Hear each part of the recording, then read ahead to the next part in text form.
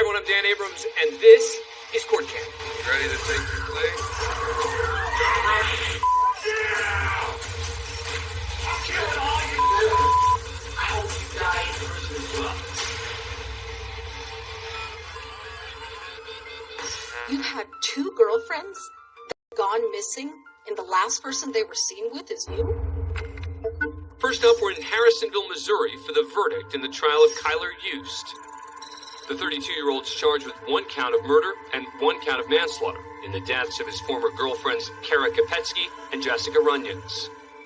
Here's Kopetsky at age 17 in the hallway of her high school on the last day she was seen alive. She had recently filed a restraining order against Yost, who was 18 at the time. Though he initially was a suspect, he wasn't charged with any crime. Yost was also seen with the 21-year-old Runyons on the night she disappeared. The young women were killed nearly 10 years apart, but their bodies were discovered in the same field by a mushroom hunter. Police had limited physical evidence that connected Yost to the crimes, yet he was charged with 2 counts of first-degree murder. He pled not guilty. At trial, though, the state had one major advantage. Multiple witnesses who testified Yost had confessed to the crimes. One of his ex-girlfriends even wore a hidden camera while working with the FBI and captured audio of Yost discussing the victims.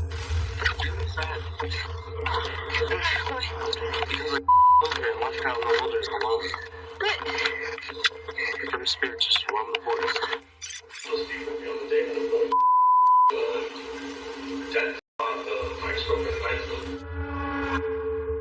Yost claims he was merely bragging about killing the young women and was tired of having to prove his innocence. But that wouldn't be his only defense. In court, Yost tries to pin the killings on his half-brother, Jessup Carter, who committed suicide in jail a few years before the trial. There is no evidence to back Yost's claim that his brother was a serial killer. Now, with Yost on the stand, prosecutor Julie Tolley has some questions about this new defense. You want the jury to believe, as you sit here right now, that the man that is dead is the one that's responsible for this, Kyler? I think that's why he killed himself. Tolley continues to grill the defendant on why he waited so long to share this potentially explosive theory. Agree. Then to tell law enforcement that your brother allegedly was the one that did this. I knew that I was getting blamed, and I knew that I'd have my chance to speak my piece right here on the stand. With Yost on the ropes, Tolley goes for the knockout. You must be the most unlucky guy in the world. You know why? Why's that? You've had 2 girlfriends that have gone missing, and the last person they were seen with is you? That's pretty unlucky, isn't it? I mean, I think that's extremely unlucky, but anyone who has a brother that's a serial killer, I would say is very unlucky. And after the prosecution and defense finish their arguments, it's now up to the jury. They deliberate for 15 hours before returning with a verdict. Guilty. For the death of Kara Kopetsky, Yost was convicted of voluntary manslaughter and sentenced to 15 years in prison. For the killing of Jessica Runyons, he was convicted of murder in the 2nd degree and received 30 years, which is the maximum sentence in the state of Missouri. In total, Yost is sentenced to 45 years in a state penitentiary.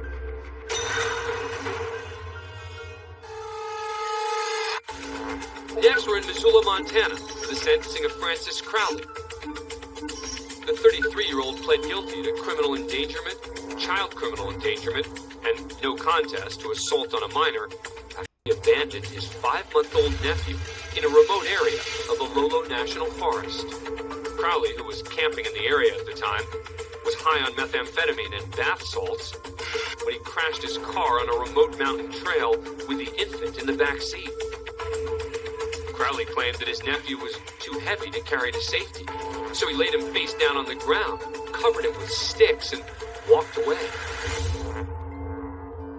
After authorities received tips, a search effort was launched, and 9 hours later, the infant was found, still alive. Hungry, cold, and severely dehydrated, the child was rushed to the hospital, where this heart-wrenching photo was taken. Thankfully, the infant would make a full recovery. Now at sentencing, the sheriff's deputy, who miraculously found and rescued the child, recalls his thoughts as he was searching. I can't believe they would do this to a kid, and I can't believe that we were looking for a baby. The deputy also testifies that the defendant was able to provide little information about where he'd left his nephew. Francis was less than helpful. He was more in a state of more intoxicated. He was higher than anybody I've ever done. Chance to argue mitigating factors of the crime. The defense claimed Crowley didn't mean any harm to the child and that the drugs were to blame. But Judge Karen Townsend isn't buying.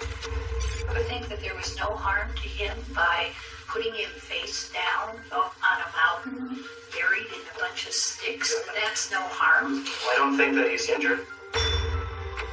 And Judge Townsend's reaction says it all.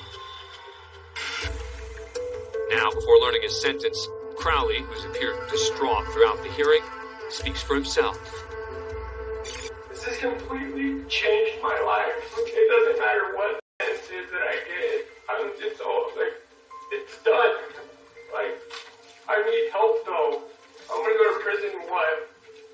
Who am I? I'm a rat. How do you think I feel? That you're the one that found him when I'm the one that was supposed to be there for him. I have to tell my little nieces that I almost killed their little brother.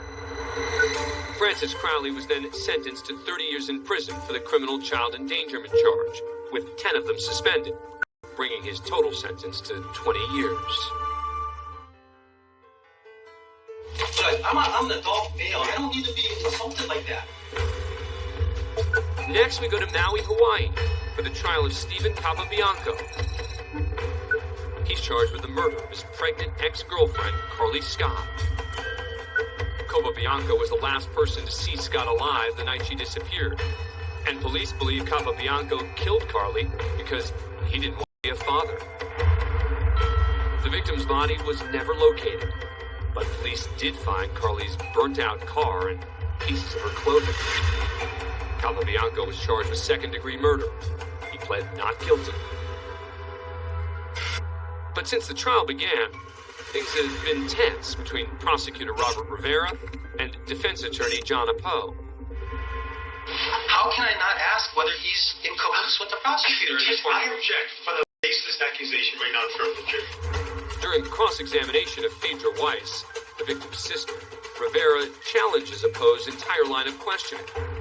Narrative, you can ask the question, I guess. I'm talking to the court. The counsel's being ridiculous again. So that it would be an appropriate time to take a lunch break.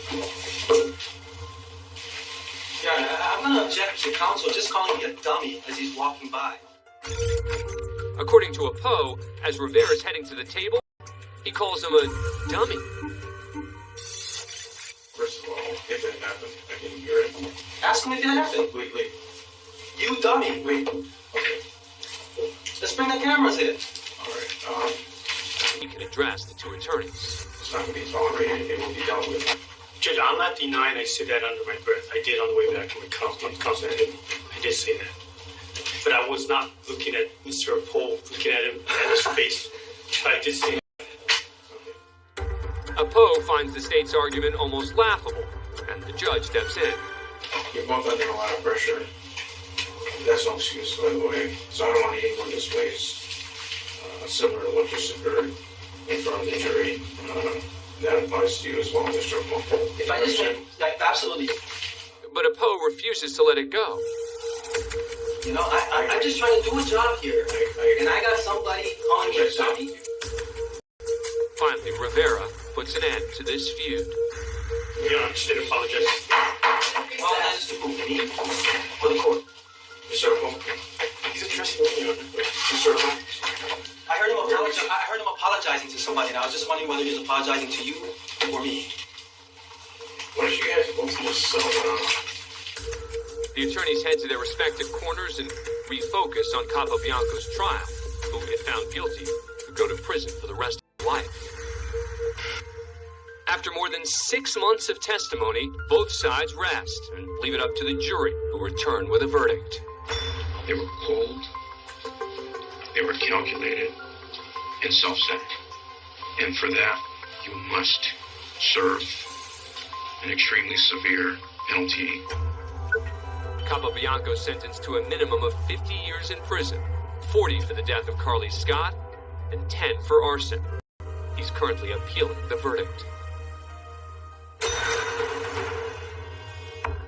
Next, we go to Newport, Kentucky for jury selection. The defendant, 34-year-old Mikkel Huggenberg, is charged with assault against a Campbell County deputy. Here's Huggenberg at the defense table.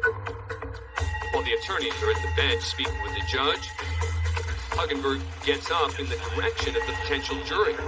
Two deputies make their way over, preventing him from getting to the potential jurors. But the defendant is determined to break through. What are you doing? You're under arrest.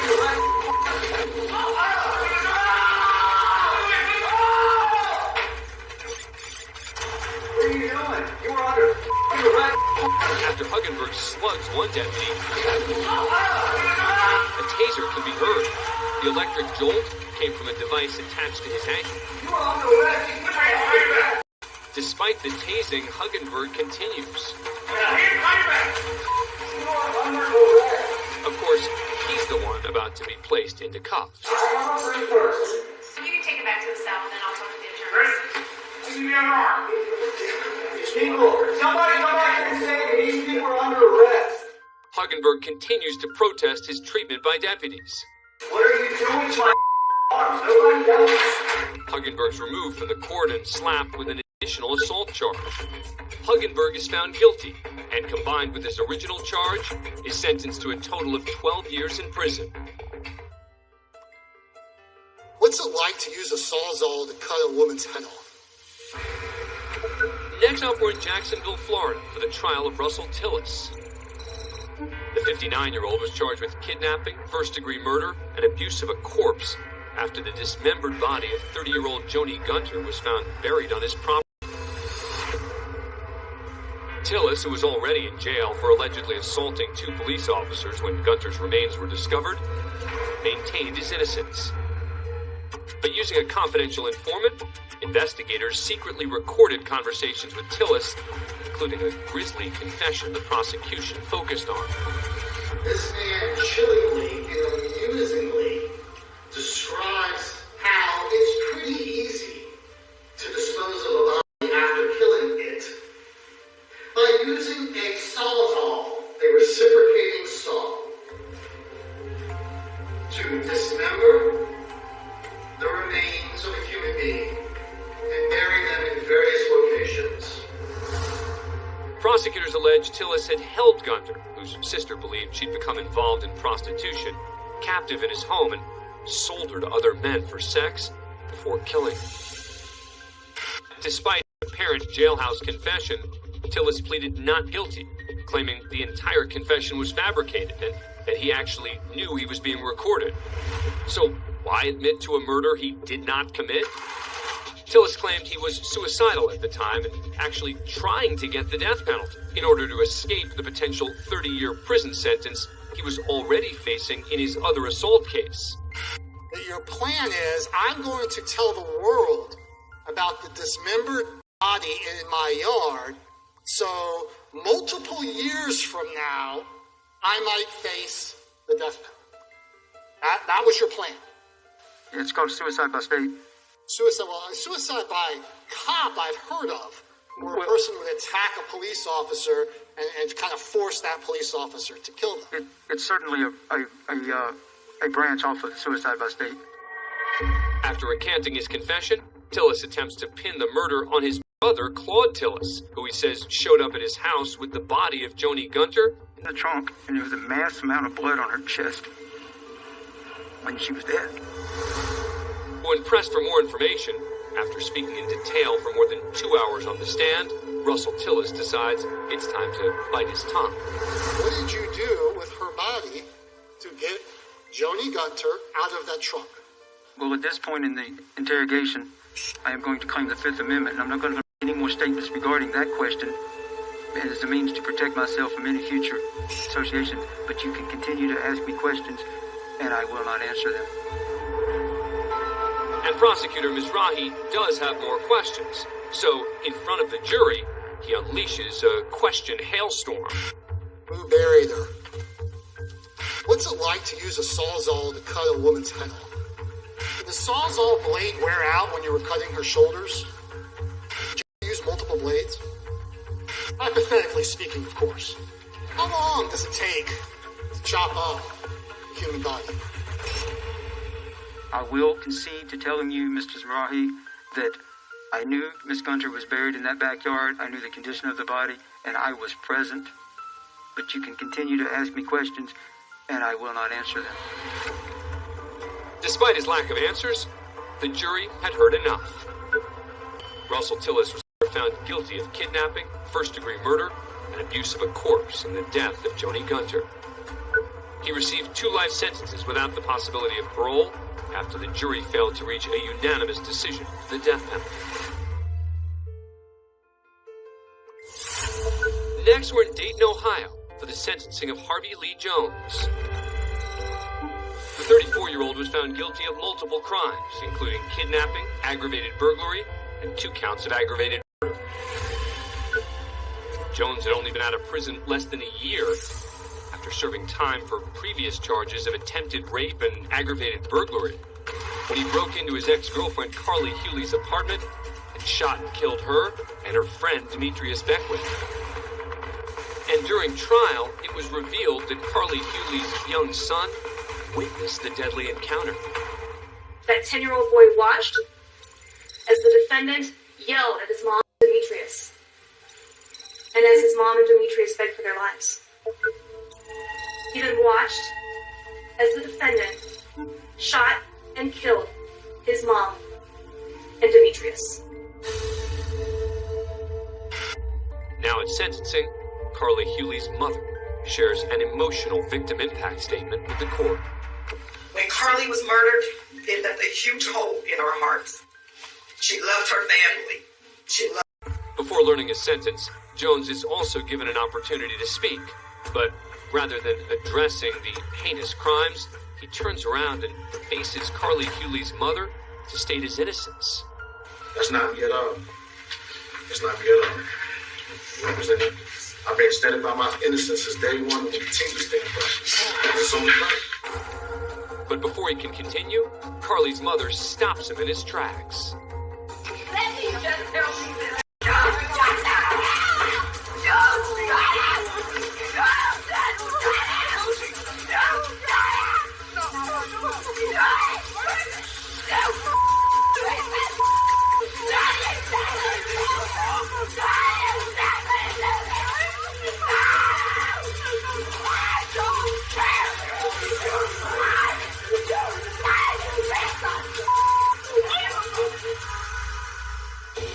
Following a court recess, Harvey Lee Jones was issued 2 life sentences without the possibility of parole for the murders of Carly Hewley and Demetrius Beckwith. That's it for this edition of Court Cam. I'm Dan Abrams. Thanks for watching.